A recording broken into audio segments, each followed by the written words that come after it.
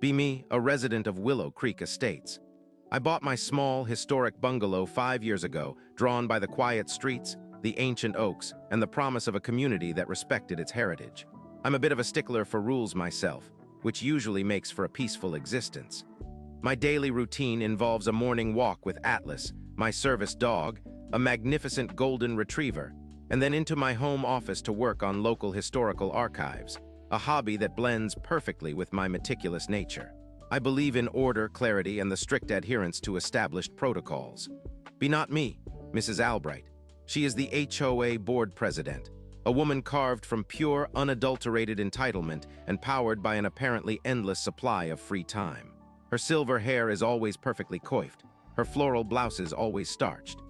She rules Willow Creek Estates with an iron fist in a velvet glove, her voice syrupy sweet right up until she's explaining precisely how you're violating some obscure, misinterpreted bylaw. She views the neighborhood as her personal kingdom and everyone else as her subjects. The problems started subtly. Small, irritating pebbles in the shoe of neighborhood life. Mrs. Albright implemented a new rule regarding exterior paint colors. Not just a palette of approved colors, which is standard for a historic district, but a demand that all homes be repainted within 6 months or face escalating fines. This was completely arbitrary.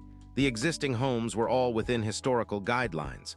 The bylaw, when I checked, simply stated exterior colors must be approved by the Architectural Review Committee. It said nothing about mandatory repainting schedules. I heard whispers of her demanding specific, expensive painters be used. Then came the lawn gnomes. Someone, an elderly lady down the street, had a small collection of tasteful ceramic gnomes nestled in her flower beds. Mrs. Albright declared them a nuisance and an aesthetic blight, citing a bylaw about maintaining a tasteful exterior. The actual bylaw was meant for things like abandoned cars or overflowing trash bins, not garden decorations.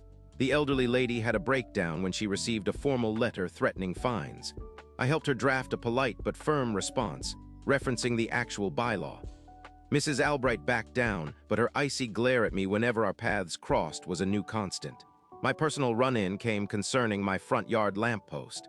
It was an antique, original to the 1930s house, and recently professionally restored to perfect working order. One afternoon, a notice appeared taped to my door. It was from Mrs. Albright personally. It declared my lamppost was non-compliant with modern aesthetic standards and required immediate removal and replacement with a standard-issue, pre-approved LED fixture. She cited a new visual harmony directive she had apparently just created. This was pure absurdity. My lamppost was literally a piece of the neighborhood's history, exactly what the HOA claimed to protect. I filed a formal appeal, citing its historical significance and the complete absence of any actual bylaw to support her demand. The appeal process stalled, as it always did when Mrs. Albright was challenged. It simply vanished into the HOA's opaque administrative limbo, a tactic she often employed. The major incident, the one that broke everything, happened a few weeks later. It involved Atlas and the Willow Creek Sanctuary Garden. This garden is the jewel of our neighborhood, a beautiful, sprawling space filled with native plants, walking paths, and quiet benches. It's technically HOA common property, but it was established in the 1950s, long before the HOA. There's an old, weather-beaten sign at the entrance, "No pets allowed," which everyone understood to mean no unleashed dogs, no dog waste, just general canine etiquette. Service animals, naturally, were always an unspoken exception. Atlas and I were enjoying a quiet stroll through the rose section, Atlas calmly walking beside me, doing his job. Suddenly, Mrs. Albright materialized from behind a gazebo, her face set in a grim mask. Her voice, usually performatively pleasant, was sharp and accusatory. "Sir, I must insist that animal be removed from the sanctuary garden immediately." I paused, turning to face her. "Mrs. Albright, this is Atlas. He is my service dog. He is working." She drew herself up, hands clasped tightly in front of her. "I don't care what kind of animal it is. The sign clearly states no pets. A service animal is still an animal. Furthermore, I have received complaints about animals, even service animals, posing a health hazard in a shared community space. It's unsanitary. We simply cannot have it." She gestured vaguely towards the roses. "Think of the children who play here." There were no children playing anywhere near us. I felt a cold prickle of fury. Mrs. Albright, service animals are protected under federal law. They are not pets. They perform essential tasks. They are legally permitted in public access areas, including community gardens. She waved a dismissive hand. Federal law is for airports and grocery stores, young man. This is a private community. We have our own bylaws. And the bylaws supersede federal guidelines where private property is concerned. I believe Bylaw Article 7, Section C, regarding community health and safety standards, grants the board president discretion to restrict access to potentially unsanitary elements. She finished with a triumphant sniff, as if she had just quoted scripture. This was pure, unadulterated fabrication. Article 7, Section C was about proper disposal of household waste. I assure you, Atlas is impeccably clean and trained, I replied, my voice dangerously calm. He poses no health hazard. Nevertheless, she insisted, her voice hardening, I am exercising my authority. The dog must go. Effective immediately, service animals are hereby restricted from the sanctuary garden. You will receive an official notice by end of day. If that animal appears in this garden again, you will be fined. Repeated infractions will lead to suspension of your community privileges. She gave Atlas a venomous look, as if he personally offended her. I simply nodded, my expression blank. Understood, Mrs. Albright? Atlas, sensing the tension, nudged my hand gently. We turned and walked out of the garden. The confrontation was short, sharp, and entirely indicative of her escalating power trip. She was now actively fabricating bylaws and trying to override federal law. But what she didn't know was that she had just crossed a line that allowed me to go from playing defense to executing a surgical strike. That evening, the official letter arrived, hand-delivered by a nervous-looking HOA intern. It formally banned Atlas from the sanctuary garden, citing community health and safety standards and an invented board resolution 14B. It even threatened fines up to $500 per infraction and revocation of my access to all common amenities. Mrs. Albright had completely bypassed proper procedure, ignoring the HOA's own due process for bylaw amendments, which required a full board vote and a 30-day resident notification period. She was flying solo, operating outside her authority. This was my breaking point. I entered read-only mode. No more arguments, no more polite appeals that would be ignored. My meticulous nature, usually focused on historical documents, now turned with laser precision to the complete archive of Willow Creek Estates. Every single HOA bylaw, every single board meeting minute, every deed, every covenant related to the community property, especially the sanctuary garden. I started with the property deeds for the garden. The HOA bylaws were vague, but the original land grant from the 1950s, when the sanctuary garden was first established and donated to the nascent community, was surprisingly explicit. I found it buried in the county archives, a yellowed document with archaic legal language. The Sanctuary Garden Land Covenant of 1956.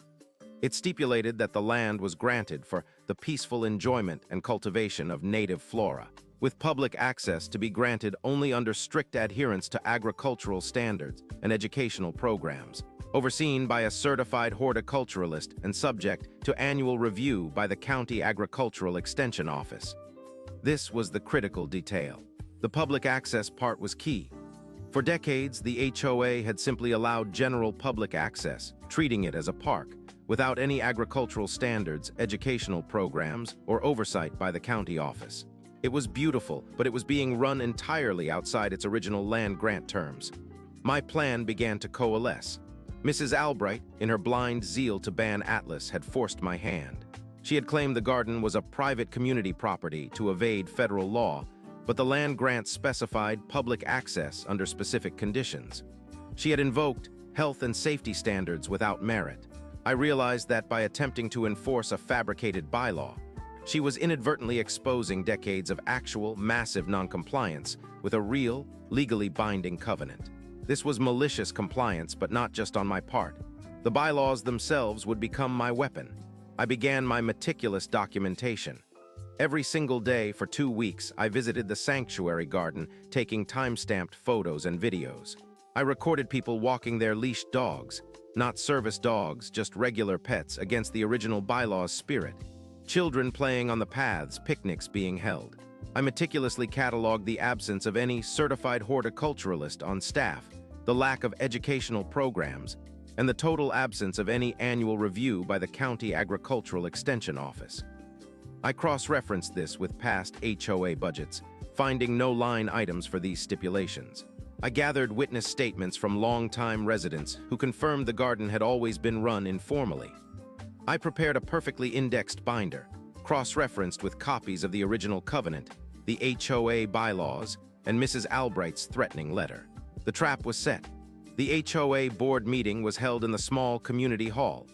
Mrs. Albright sat at the head of the table, flanked by two other board members, Mr. Henderson and Miss Chen, both typically deferential to her. She began with the usual pleasantries, then moved to new business, specifically, enhancing community health and safety. Her gaze landed on me. "Mr. Peterson," she began, her voice dripping with faux concern, "I'm afraid we must address the matter of your animal." She pushed a copy of her letter to me across the table. "You have continued to disregard the board's directive regarding animals in the sanctuary garden. We have received further complaints." This was a lie. I hadn't taken Atlas into the garden since her ban. "Excuse me, Mrs. Albright," I said calmly. "I have not. Atlas has not set foot in the sanctuary garden since your letter arrived." She scoffed. "Oh, please, we all know how these things go. People try to skirt the rules. Your animal was sighted there just yesterday." I remained impassive. "No, Mrs. Albright, that would be impossible. Atlas was at the veterinary clinic all day yesterday for his annual checkup, and I have the time-stamped invoice right here." I slid a document across the table. Her eyes narrowed. She had clearly just made up the sighting on the spot. "Well, regardless," she blustered, "the fact remains that the board under my authority has deemed service animals, indeed all animals, a health risk in the sanctuary garden. Your repeated challenges to my authority are disruptive. We are moving to impose the first $500 fine and revoke your community amenity access for 1 month." She gestured for Mr. Henderson to make a motion. "Before you proceed," I interrupted, my voice clear and steady, "I have an appeal concerning the status of the sanctuary garden itself, and a question." I placed my meticulously prepared binder on the table. Mrs. Albright's face tightened. "This is not the proper forum for such diversions. We are discussing your rule-breaking." "On the contrary," I countered, "this is precisely the forum for an appeal regarding community property and bylaw enforcement, especially when those bylaws are being selectively and incorrectly applied. My question is simple. Can the HOA legally restrict access to the sanctuary garden based on its own bylaws, when those bylaws contradict the original terms of the land grant?" A ripple of confusion went through the room. Mr. Henderson looked uncertain. Miss Chen leaned forward, intrigued. "Preposterous," Mrs. Albright snapped. "The HOA owns the land, our bylaws are supreme, the original land grant is ancient history, irrelevant." "Is it?" I asked, pulling out a copy of the 1956 covenant. "This document, legally binding and filed with the county, states that the land was granted for public access only under strict adherence to agricultural standards and educational programs, overseen by a certified horticulturalist, and subject to annual review by the County Agricultural Extension Office. It seems the HOA has not adhered to these terms for decades. In fact, since its inception, the HOA has operated the garden purely as a recreational park, with general public access and no adherence to agricultural standards, no certified horticulturalist, and no county oversight." I then presented my binder, flipping it open to the time-stamped photos. Here are images from the past 2 weeks. Notice the lack of any visible agricultural programs, no educational signage regarding native flora specific to a sanctuary, no records of an employed horticulturalist in HOA budgets, and certainly no evidence of annual reviews by the County Agricultural Extension Office. I then highlighted the specific phrase from Mrs. Albright's letter: "Community health and safety standards."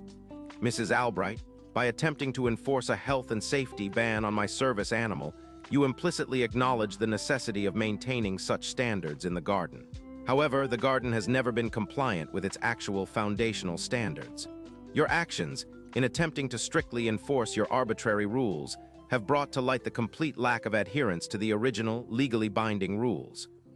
The color drained from Mrs. Albright's face. Mr. Henderson cleared his throat nervously. Miss Chen began poring over the copies I provided.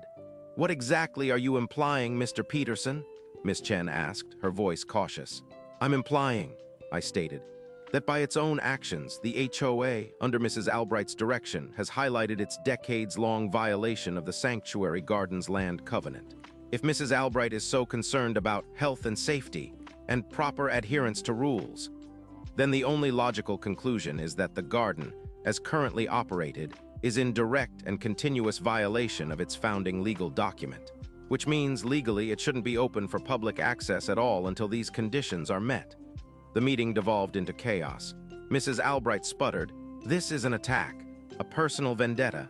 "It's a legal reality, Mrs. Albright," I responded, "brought to light by your own overreach.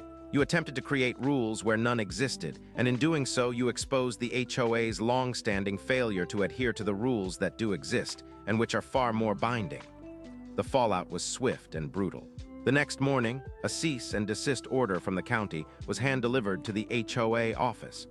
The sanctuary garden was immediately closed to all public access.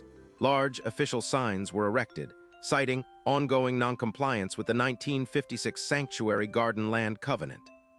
The County Agricultural Extension Office initiated a full investigation into the garden's historical operations, as did the City Planning Department, due to the sudden discovery of a decades-long land covenant violation.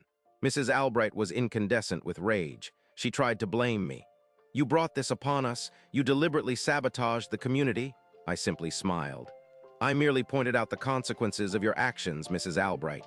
You were the one who invoked rules and health and safety to ban a service animal. I just ensured that all the rules, especially the important ones, were finally examined." The board, for once, sided with me, recognizing the monumental legal liability Mrs. Albright had just exposed them to.